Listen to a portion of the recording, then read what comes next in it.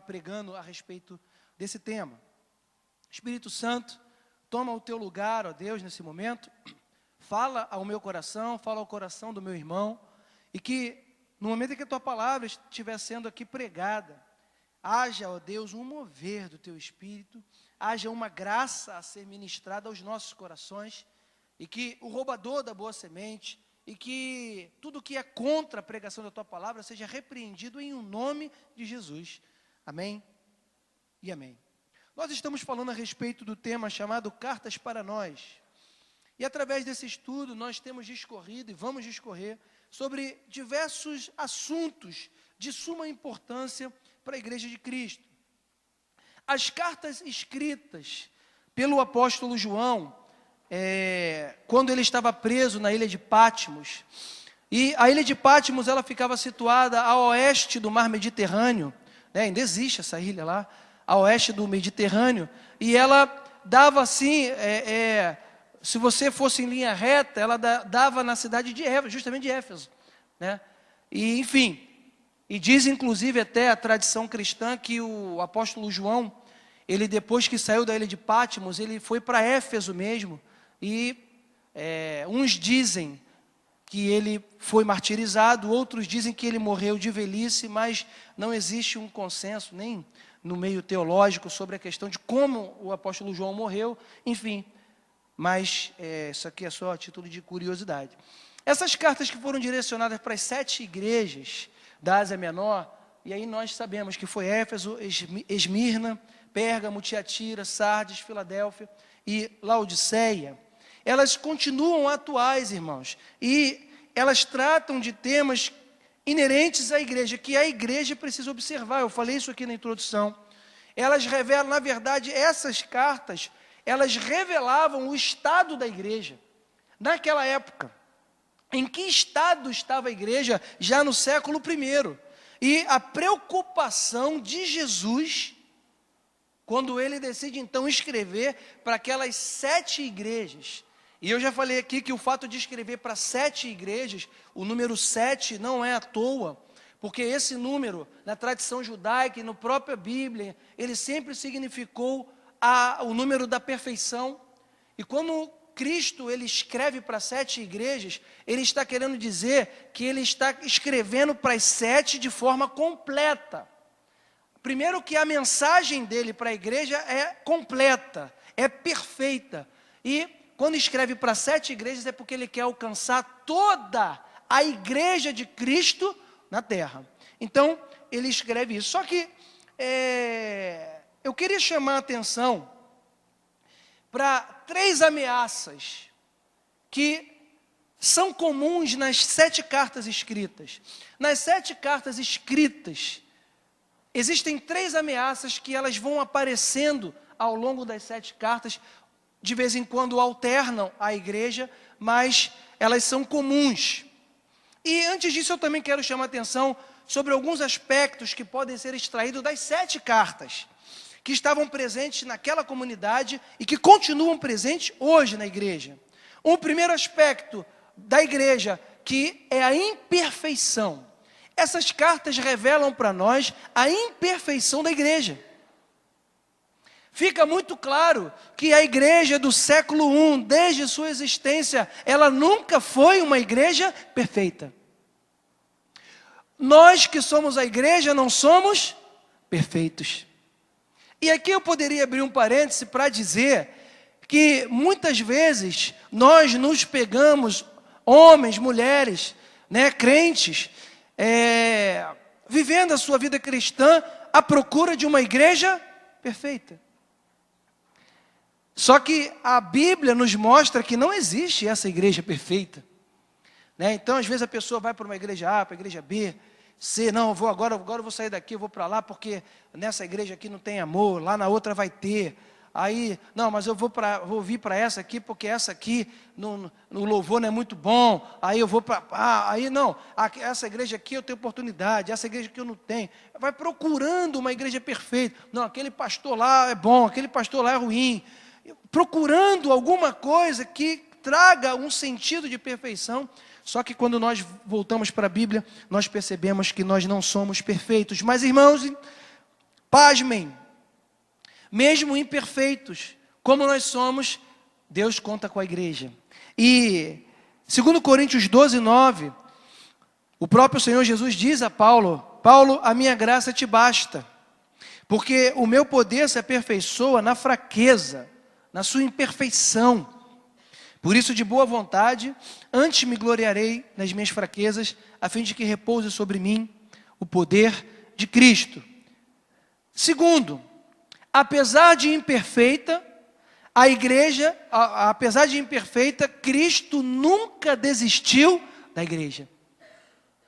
Cristo nunca deixou a igreja de lado.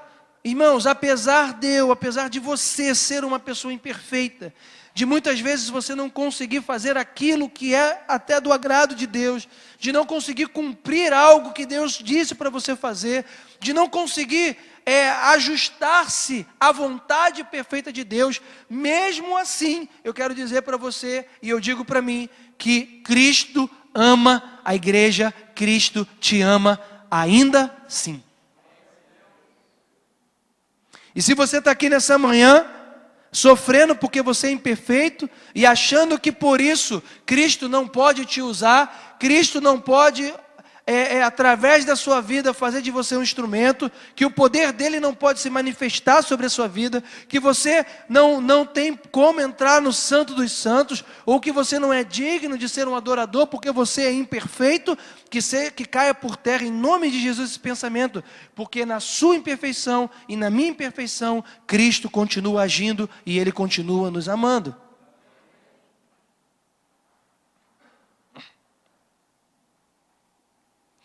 E terceiro, cabe a nós olhar para trás, compreender essa história, a nossa história, a história da igreja, atentar para as ameaças que a igreja enfrenta até hoje, que ela enfrentou e que ela continua enfrentando, analisar o nosso presente, analisar a nossa vida, confiando que Deus sempre nos conduzirá em triunfo. Cristo vai conduzir a igreja, mesmo que imperfeita, em triunfo, sempre. E isso está escrito lá em Mateus 16, 18, quando o próprio Cristo fala para Pedro: pois eu também te digo, tu és Pedro, e sobre esta pedra edificarei a minha igreja, e as portas do inferno não prevalecerão contra. O que Cristo está dizendo? Que a igreja irá ser conduzida e irá viver com Ele em triunfo. E que tenha um crente aí para dizer amém. Você e eu somos essa igreja. Fazemos parte de um chamado, de um propósito. E se não desfalecermos, triunfaremos com Cristo em sua plenitude, não só neste mundo, mas também no tempo vindouro. E aqui eu abro aspas para dizer e para falar. Ontem o Bispo Tito estava falando sobre isso, eu peguei aquilo para mim e eu analisei, eu falei, rapaz, é verdade. Hoje pouco se fala sobre o inferno e pouco se fala sobre a volta de Jesus. Mas, irmão, Jesus vai voltar e aquele que não se arrepender vai para o inferno. Que isso, pastor? Vai assustar o povo. Aí as pessoas não vão querer vir para a igreja porque essa mensagem está muito dura. Mas essa é a mensagem do Evangelho, essa é a mensagem da cruz. Jesus Cristo vai voltar.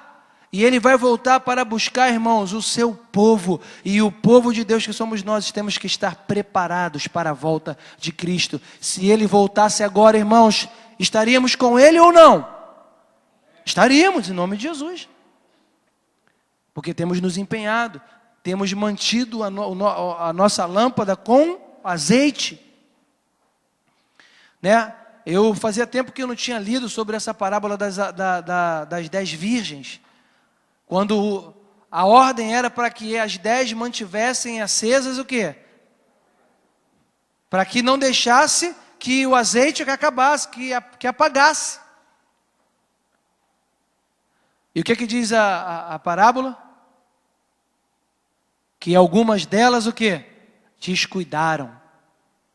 O tempo foi passando, foi relaxando. O tempo foi passando e, não, tá bom. Amém, aleluia, Deus está comigo. Beleza, e foi se esfriando, e deixou apagar aquela lâmpada. O noivo veio e elas não puderam ser encontradas da forma como deveria ser encontrado. Por isso a palavra de Deus nos orienta a mantermos as nossas vidas cheias do Espírito Santo. Observando então essas cartas escritas para as 7 igrejas, é possível observarmos agora sim 3 ameaças comuns a estas cartas. Primeira, o esfriamento. Segunda ameaça, a perseguição. E a terceira ameaça, os falsos profetas que estavam infiltrados dentro da igreja, levando o povo, levando a igreja ao mundanismo. E, irmãos, que engraçado é que essas cartas foram escritas aproximadamente no ano 60 depois de Cristo. Ou seja, 60, 90, nesse primeiro século. E a igreja de Cristo, ela era nova ali. Ou seja, era pouco tempo. E você veja que já tinha todos esses percalços dentro da igreja. Já havia o esfriamento, a perseguição e a introdução e a influência de falsos profetas que estavam levando o povo ao mundanismo. Eu disse aqui que o apóstolo João, ele estava na ilha de Patmos, que era uma prisão, e nessa prisão eram encaminhados todos os presos políticos e aqueles que estavam aguardando uma condenação para a morte. Então, no século I, eu já falei, Domiciano era o imperador de Roma. Ele foi percebendo que a igreja estava crescendo, o cristianismo crescia, ali na Ásia Menor, né, o número de convertidos era muito grande, e ele vai perceber, ele começa o império dele de mãos dadas com os cristãos, e depois ele vai percebendo e vendo neles uma ameaça para o reino, e aí ele começa a perseguir os cristãos, e a igreja daquela época era uma igreja perseguida inclusive de morte. Irmãos, pasmem, é porque nós vivemos no Brasil e nós não temos a noção, e nós perdemos a noção das igrejas que estão espalhadas pelo mundo e que até hoje sofrem a perseguição igualzinha a que sofreu a igreja do século I. Países do Oriente Médio, aí, países muçulmanos, que têm matado cristãos ainda hoje, vivos. Óbvio, né? Estava indo tão bem, gente.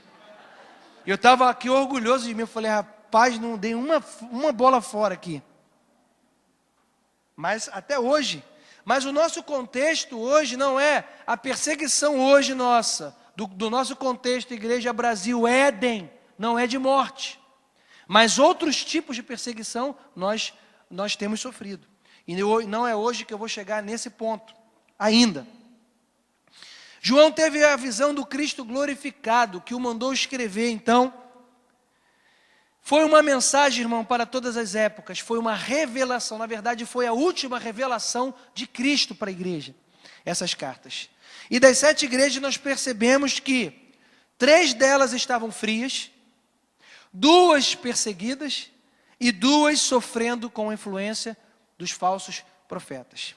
Então, eu vou começar agora, então, a falar sobre a igreja de Éfeso, que é a primeira essa carta às igrejas do Apocalipse, ela vai estar registrada aí em Apocalipse nos capítulos 2 e 3.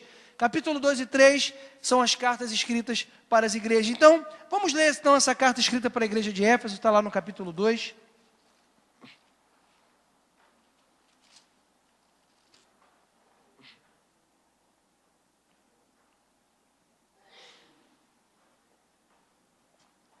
Ao anjo da igreja em Éfeso, escreve: estas coisas diz aquele que conserva na mão direita as 7 estrelas e que anda no meio dos 7 candeeiros de ouro. Irmãos, deixa eu aqui só abrir um parêntese. Eu estou estudando sobre esses simbolismos. Eu falei para os irmãos aqui no domingo passado sobre as 7 estrelas, sobre o anjo.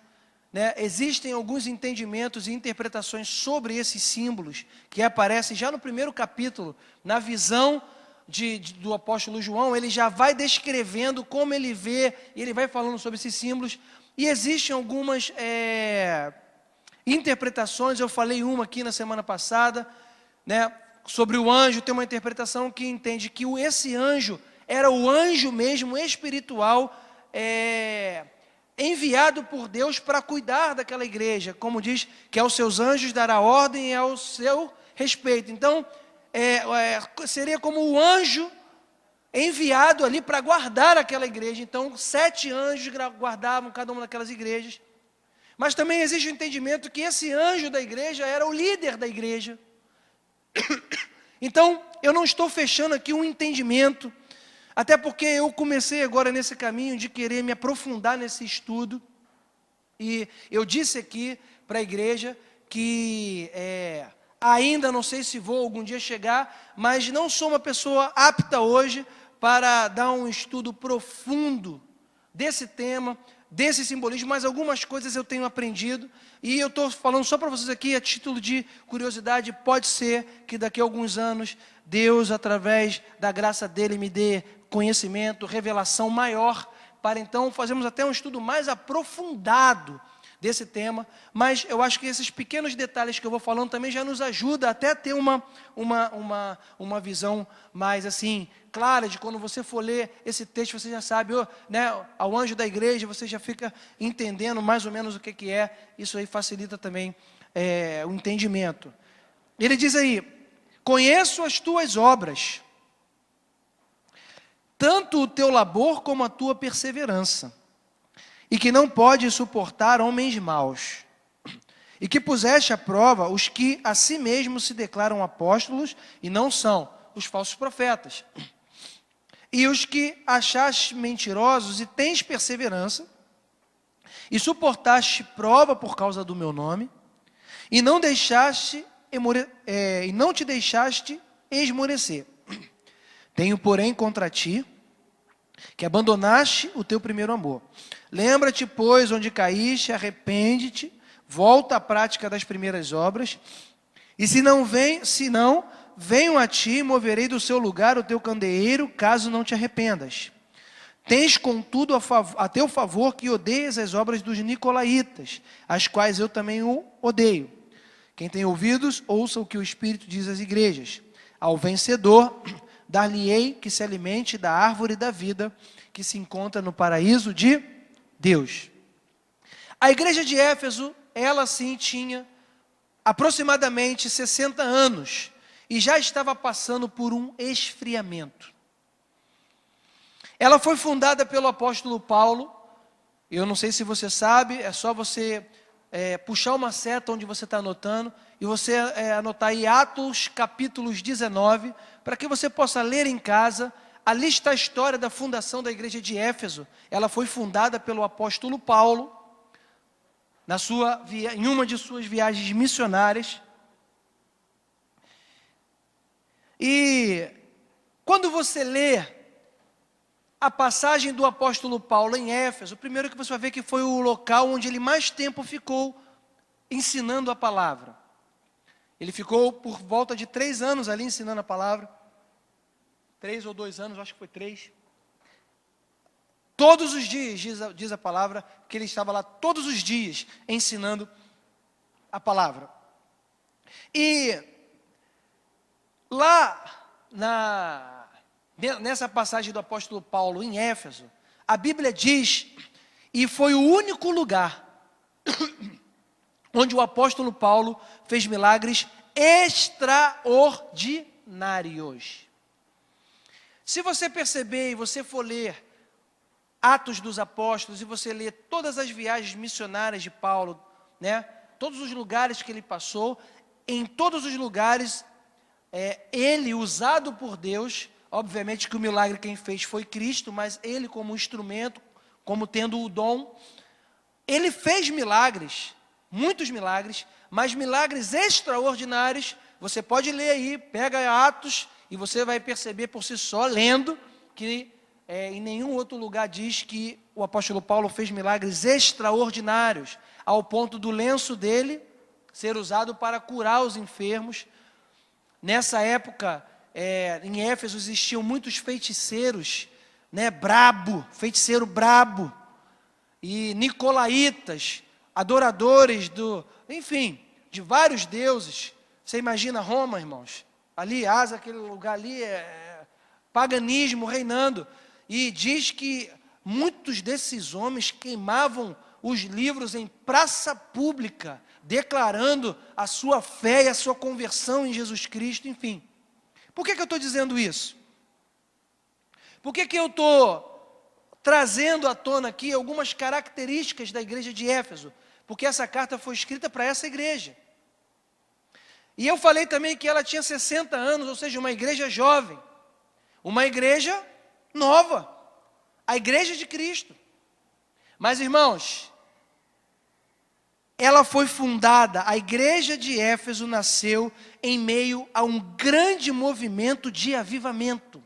Ela nasceu no meio de uma experiência maravilhosa de milagres que aconteciam naquele lugar. Ela nasceu testemunhando o poder de Deus ocularmente e de forma comum e cotidiana. Mas 60 anos depois, ou melhor, nem 60 anos, 60 anos depois foi essa carta escrita pelo apóstolo João. Mas 6 anos depois da fundação da igreja de Éfeso, o apóstolo Paulo escreveu a carta aos Efésios. Essa carta foi escrita 6 anos após a fundação. E na carta escrita por Paulo aos Efésios, ele já estava dizendo: enchei-vos do Espírito. Por que o Senhor Jesus já estava dizendo isso para aquela igreja?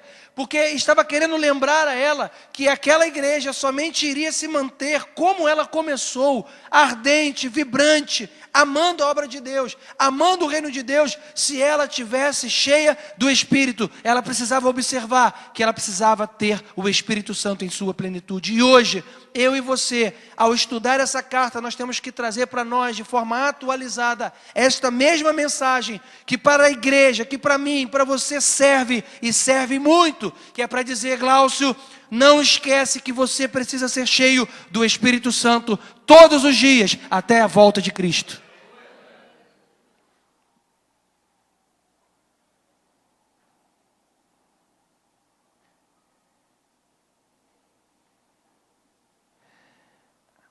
Isso foi escrito. Por quê? Porque já se apontava dentro da igreja, em pouco tempo, um esfriamento espiritual. Ela já estava passando, e quando chega então, 60 anos depois, quando o apóstolo João escreve então essa carta, inspirado por Jesus, Cristo já tinha visto, já estava vendo a igreja de Éfeso falando: meu Deus, cadê aquela igreja que começou, como começou? Ela está morna, ela está totalmente fria, espiritualmente falando.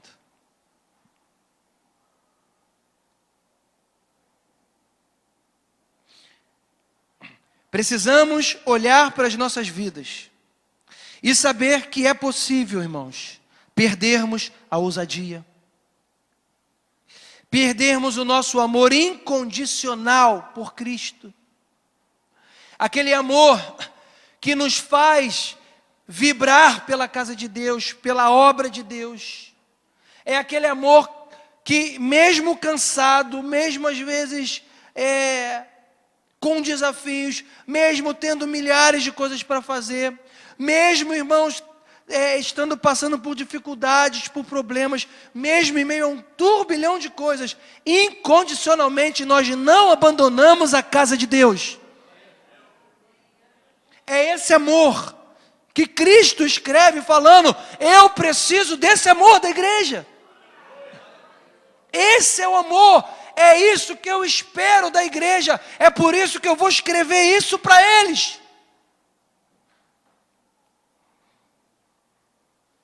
E estudando isso, e lendo sobre isso, o Espírito Santo tem falado comigo: Gláucio, encha-se do Espírito Santo. Efésios 5,18 diz: e não vos embriagueis com vinho, no qual há devassidão, mas enchei-vos do Espírito, falando entre vós em salmos, Nós não podemos falar entre nós em confusões, em brigas, em disse-me-disse. Entre nós não podemos falar com um espírito de animosidade, de contrariedade, de preferência, de não vou com a cara desse irmão. Porque quem é cheio do Espírito Santo, fala entre vós com salmos, com hinos. Tem sempre uma palavra de perdão, de andar a segunda milha, de aguentar o chato, de aguentar o repetitivo, de amar. E de falar assim, vem cá, cara, eu te amo, tu é chato pra caramba, mas vem cá. Só que isso verdadeiramente falando. Vem cá, cara, pô, você é um cara nervosinho. Tá bom, mas vem cá, cara, vem cá, me dá um abraço aqui. Te amo, cara. Vamos entrar para casa, vamos entrar para o santuário, vamos adorar a Deus. Hoje eu vou ficar do teu lado. Na hora de dar a mão, quero te dar a mão. Me dá a mão aqui. Não, para de reclamar aí, tu também reclamou pra caramba. Fica quieto. Vamos adorar a Deus. Tu vai amando. Vence com amor. Irmãos, essa é a igreja que Cristo espera de mim e de você. A igreja que ama, a igreja fervorosa, a igreja que não mede esforços para estar com Cristo. Não, hoje eu tenho um negócio para resolver aí, muito importante. Né? Quinta-feira o culto tem muita gente. Né? Vamos deixar para domingo à noite. Seria um momento mais apropriado, então, para buscar a face de Deus.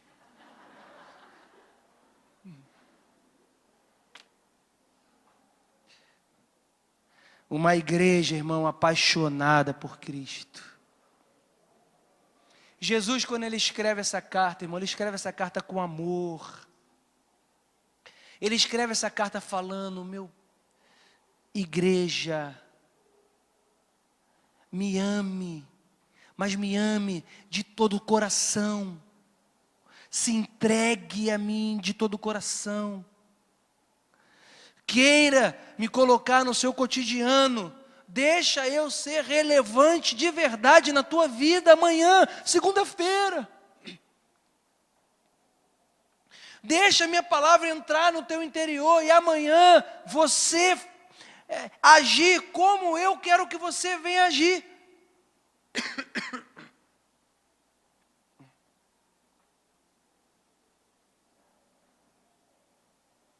Vou ler Hebreus 10:35 também, que diz assim: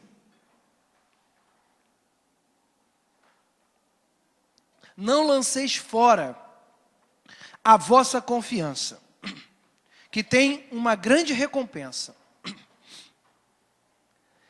porque necessitais de perseverança, para que depois de haver feito a vontade de Deus, alcanceis a promessa. Irmão, isso aqui, grava, pode até marcar isso, que a gente fala muito e prega sobre promessa de Deus, que já está para a gente mesmo, e eu quero promessa de Deus para a minha vida. Quem quer? Eu quero, eu tomo posse, é para mim. Mas olha aqui, olha como que se alcança a promessa. Não sou eu que estou dizendo não, marca aí. Necessitais de perseverança, para que depois de haver desfeito a vontade de Deus, alcanceis a promessa. Não se alcança a promessa sem fazer vontade de Deus. É isso que nós não podemos confundir. Não, eu quero a promessa, mas irmãos, eu preciso primeiro fazer a vontade dEle. Você quer a promessa para a sua vida? Diz amém. Eu quero. Mas fique sabendo que a promessa de Deus vai se cumprir na minha vida e na sua vida depois que nós fizermos a vontade dEle, não a nossa vontade. Essa igreja de manhã, irmão, tinha que estar lotada, como está domingo à noite. E às vezes nós não estamos na casa de Deus de manhã. Não, você está, eu também, né? Isso não é para mim, para você. Mas muitas vezes não estamos na casa de Deus pela manhã, porque nós estamos fazendo a nossa vontade, e não de Deus. No momento que a igreja começar a querer fazer a vontade de Deus, irmãos, vão ter que te expulsar dessa igreja. Agora não, que minha família já sabe mesmo, já acostumou, já assim, né? Agora então que eu sou pastor, acabou, ninguém fala mais nada. Aí acabou. Mas antes de eu ser pastor, durante muito tempo, na minha vida, eu sempre escutava da minha família, dos dois lados. Que isso, rapaz? Minha sogra então, né, falava muito isso. Tá cansado, rapaz, meu, como tu aguenta? Tu vai para onde? Vai para a igreja de novo. Ai, meu Deus, abençoe esse menino, Pai, Senhor, em nome de Jesus. Ela ficou orando sozinha, Senhor, em nome de Deus, dá força, Pai, Senhor, guarda, em nome de Jesus. Amém. Aí eu voltava, agora você vai ficar com a gente, né? Vou, mas Marta, vou para a igreja. Vai para a igreja. Vou. Toda vez que eu quero brincar com ela, que tipo assim, é um dia que eu estou em casa mesmo, por exemplo, um sábado que não tem casamento para fazer, tem nada. Estou em casa para descansar, né? Ficar ali preparando para o domingo, beleza. E aí eu não tenho nada, eu chego na ela e falo assim, vem almoçar. Eu chego na casa dela e falo assim, rapidinho, dona Margarete, rapidinho, porque eu tenho que ir para Éden. Ela, agora que eu sou pastor, fala nada. Tá. Aí a Amanda fala, mentira, mãe, não conheço. Eu falei, olha, eu respeito. Ela. Mas muitas vezes, o amor de Deus, ele é revelado assim, nas atitudes nossas, irmãos.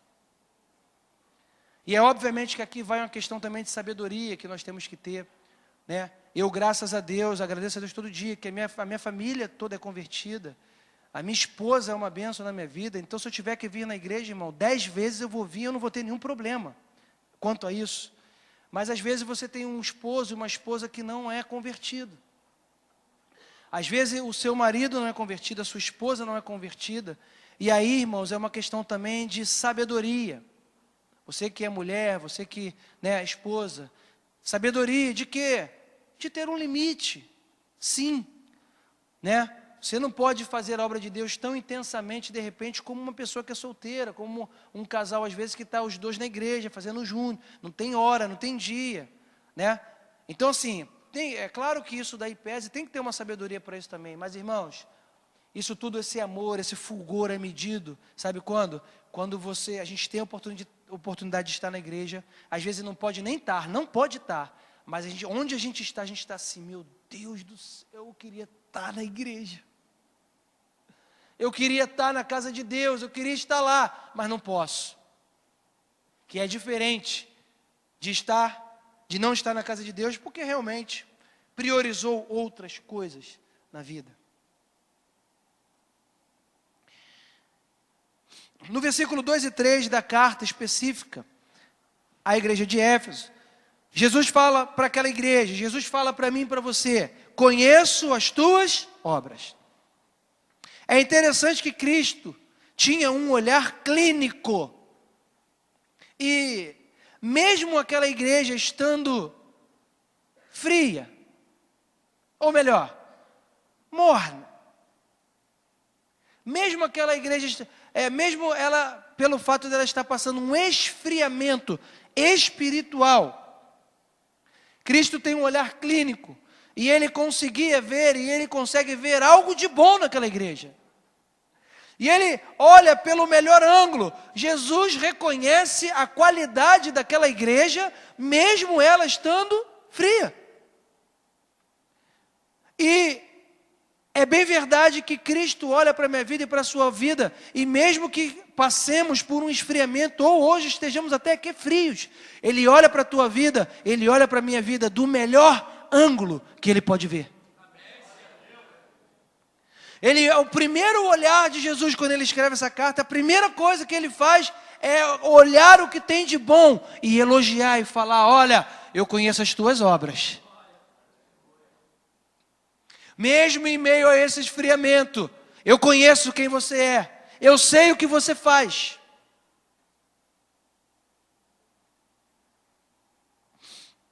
Eu conheço as tuas obras, o teu labor, a tua perseverança. Jesus conhecia a ortodoxia da igreja de Éfeso, porque era uma igreja que estava completamente vinculada às escrituras bíblicas, sem fugir para a direita nem para a esquerda. Eles mantinham a tradição, eles mantinham a palavra de Deus intacta. Eles não foram levados pelos falsos profetas ou por aqueles que se infiltraram na igreja, considerando-se falsos apóstolos.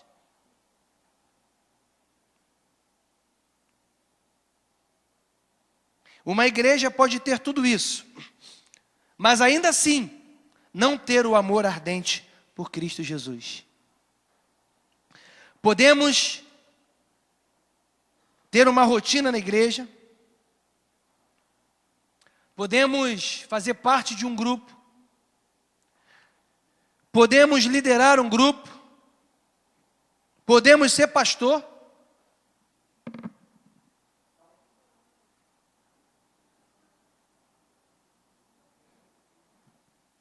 líder, podemos tocar, podemos ser introdutores, podemos estar no Conectados, dar aula no Geração Vida, podemos ser pessoas de oração, colunas de poder, e ainda assim, fazer tudo isso, sem um amor e sem uma paixão ardente pelo Evangelho e por Cristo.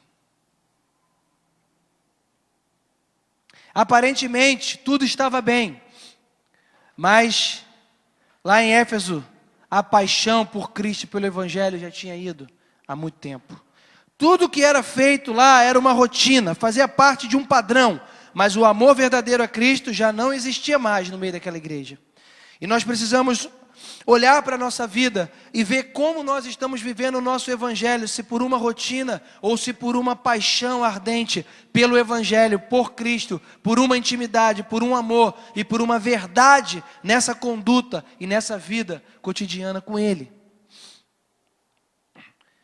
O apóstolo Paulo, em 1 Coríntios 13, ele escreveu, e todos nós conhecemos, e isso daqui serve e se aplica exatamente a essa conduta da igreja, que ele fala: ainda que eu falasse a língua dos homens, dos anjos, e não tivesse amor, seria como um metal que soa ou como um símbolo que retine. Ainda que eu tivesse o dom de profecia, conhecesse os mistérios da ciência, e ainda que tivesse toda a fé, de maneira que transportasse os montes, e não tivesse amor, nada seria. Ainda que distribuísse todos os meus bens para sustento dos pobres, e entregasse meu corpo para ser queimado, não tivesse amor, nada disso aproveitaria. Ou seja, se eu não estiver servindo a Deus com o meu coração ardente, vibrante, fervoroso, cheio do Espírito, cheio de unção, cheio da presença de Deus, vibrante, alegre, botando a mão na obra de Deus, com força, com ímpeto, não olhando para trás, não olhando as dificuldades. Se não for assim na minha vida, pode ser que eu faça tudo na minha vida, até o final, que eu seja um pastor, que eu conduza uma igreja até o último dia da minha vida, e ainda assim nada disso tenha valido a pena para Deus.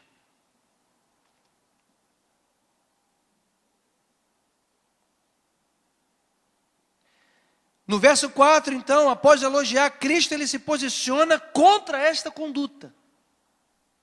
Jesus quer o primeiro lugar da nossa vida. Você pode dizer isso para você: Jesus quer o primeiro lugar da minha vida. Ele quer uma paixão comprometida. Ele quer realmente fazer parte da nossa integralidade. Ele quer ser relevante no nosso cotidiano. Uma pessoa pode frequentar a igreja, cumprir obrigações, chegar no horário, ser fiel na contribuição, mas ainda assim está frio espiritualmente. Cristo não vê o nosso homem externo, Ele vê o nosso homem interior. Ele verifica as qualidades da igreja, aponta os erros, mas por fim, Ele orienta a essa própria igreja para uma conduta que é condizente com a vontade dele. A forma de Deus nos orientar, de nos alertar, ela é sempre amorosa. Ele olha as nossas qualidades, Ele nos mostra o que de bom nós temos, o que de bom Ele nos deu. Ele nos mostra aqui, rapaz, olha aqui, eu estou contigo. Vocês estão fazendo isso, mas olha, eu vou apontar para você um erro, vocês estão frios, vocês estão mecânicos. Mas eu tenho uma solução para isso.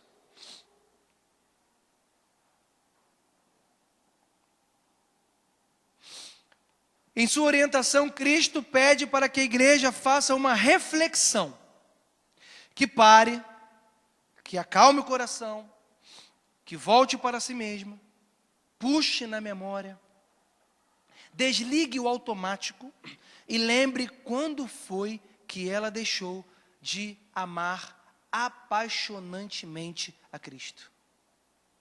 Quando abandonou a sua atenção para a oração, para a leitura da palavra, para a meditação da palavra, para a adoração, para a entrega. Quando foi que você abandonou isso? Quando foi que você deixou de fazer isso? Porque é preciso parar, é preciso refletir, é preciso olhar para dentro de si e ver, e se enquadrar, e ver se a minha vida está nesse ponto. Fazer uma reflexão interior. Porque, olhando assim rapidamente, nós não conseguimos perceber. É por isso que ele fala, Jesus mesmo escreve, manda escrever, lembra-te, pois, onde caiu. Porque é tanta correria, é tanto dia a dia, são tantas coisas para serem feitas, que nós nem lembramos quando nós paramos de orar. Quando nós paramos de ler a Bíblia, quando nós paramos de entrar na casa de Deus com o coração aberto para entregar a adoração incondicional. Quando foi que você abandonou isso? Jesus disse para a igreja. Esse processo de esfriamento não acontece de uma hora para outra. E eu vou repetir a ilustração de um pastor que eu ouvi, e eu vou repetir essa ilustração que ele falou sobre um sapo. E ele falou que se uma pessoa quiser matar um sapo, e pegar uma água fervendo e jogar o sapo dentro, ela não consegue matar esse sapo. Porque ele pula, ele não fica dentro daquela água. Mas, se pegar uma água fria, botar na panela, fogo baixo, e jogar o sapo lá dentro, a temperatura vai devagarzinho, aumentando. E diz que o sapo não consegue perceber a mudança, ele não consegue perceber a mudança térmica dessa temperatura, e ele morre sem saber que estava morrendo. E essa aplicação nós podemos trazer para dentro da igreja, para as nossas vidas. Um esfriamento, ele não acontece de uma hora para outra. Você pode perceber uma pessoa que está esfriando e até o ponto dela sair da casa de Deus, ela começa sentando aqui. Daqui a pouco ela está sentando ali. Passa um tempo, ela senta um pouco mais ali. Passa um outro tempo, ela está lá atrás. Atrás do mais alto possível. Até que você não vê mais essa pessoa na igreja. Porque esse esfriamento, ele é sutil e o inferno, o diabo, trabalha nisso muito bem. Como que começa o esfriamento de um crente, irmãos? Quando ele começa a deixar de vir à casa de Deus. Ah, não vou hoje não. Tudo é uma desculpa. Estou cansado, não estou afim. Aí ele fala, não, vou deixar para ir então, domingo de manhã. Quinta-feira vou ficar em casa descansando. Tem gente, irmão, nessa igreja que quinta-feira está em casa vendo televisão, mas não está no culto. Está sentado, vendo televisão. Ou no portão, conversando com alguém.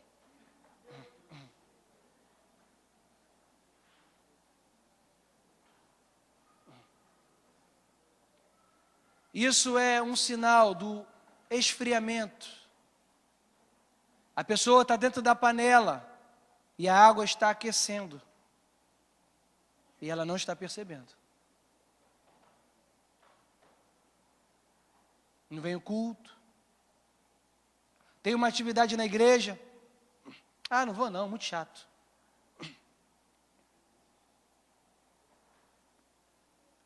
Ah, não vou, então não vou não, lá é muito chato. Como se qualquer coisa promovida pela igreja de Cristo não vá te abençoar de alguma forma, irmão. Não tem um culto que, se você de coração aberto, não saia abençoado. Não tem um congresso que você vá e que você de coração aberto, você não saia de lá abençoado. Ah, é muito chato. Não. Você que não está disposto, com o coração aberto, para ouvir algo de Deus, será que um bispo não tem nada para dizer para mim e para você, irmãos? Será que um homem de Deus experiente, com 48 anos de ministério, ilibado, quando eu pegar a palavra de Deus, nem que ele leia o Salmo 23, Deus não vai usar a vida dele para falar comigo, contigo, irmãos? Não é muita pretensão nossa, não? Ah, não, não é legal, não é pretensão, eu acho muita pretensão.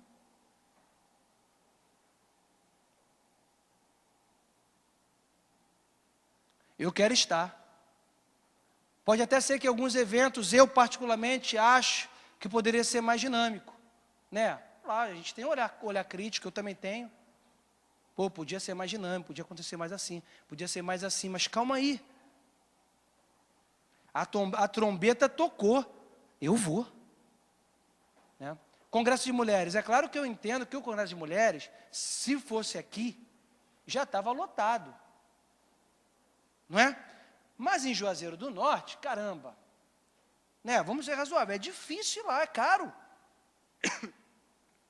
Mas eu fiquei tentando entender porque só 19 homens dessa igreja foram no Congresso de Homens ontem. Eu não me conformei com isso, irmãos. Eu achei, sabe o quê?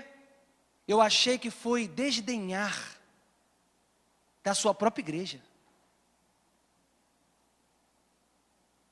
Às vezes o que o outro faz é melhor, a sua própria igreja você não honra. Pastor, eu trabalhei, claro. Não estou falando de quem trabalhou, estou falando de quem não foi porque não quis ir.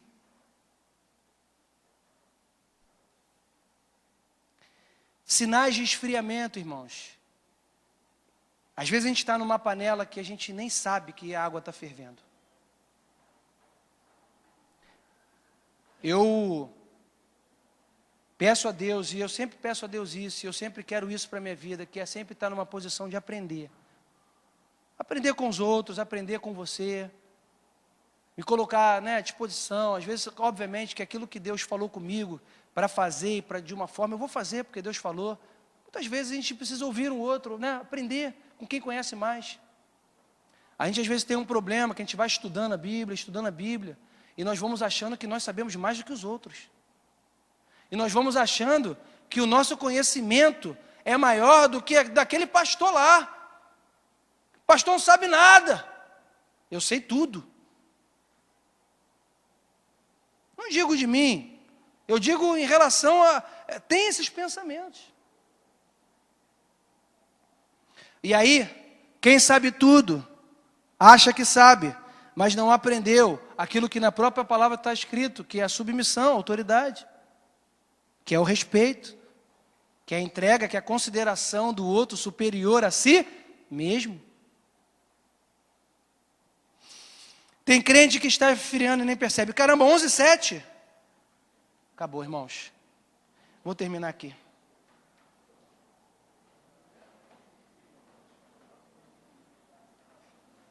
Irmão, fala a verdade, tu percebeu essa hora passar? Caramba, cara.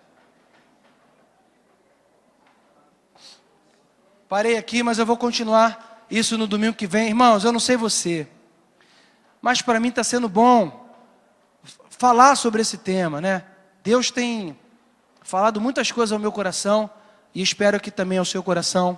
Amém? Senhor, obrigado pela tua palavra. Obrigado, Senhor, porque a tua palavra é vida, a tua palavra nos conduz em triunfo. A tua palavra, Senhor, nos traz um bálsamo, Senhor.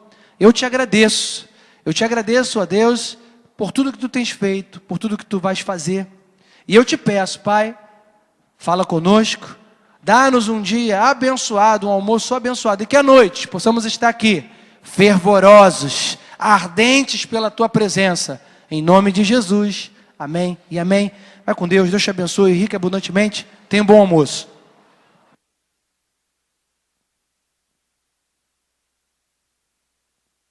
Fábio, por favor, apaga essas luzes aí, por favor, para mim.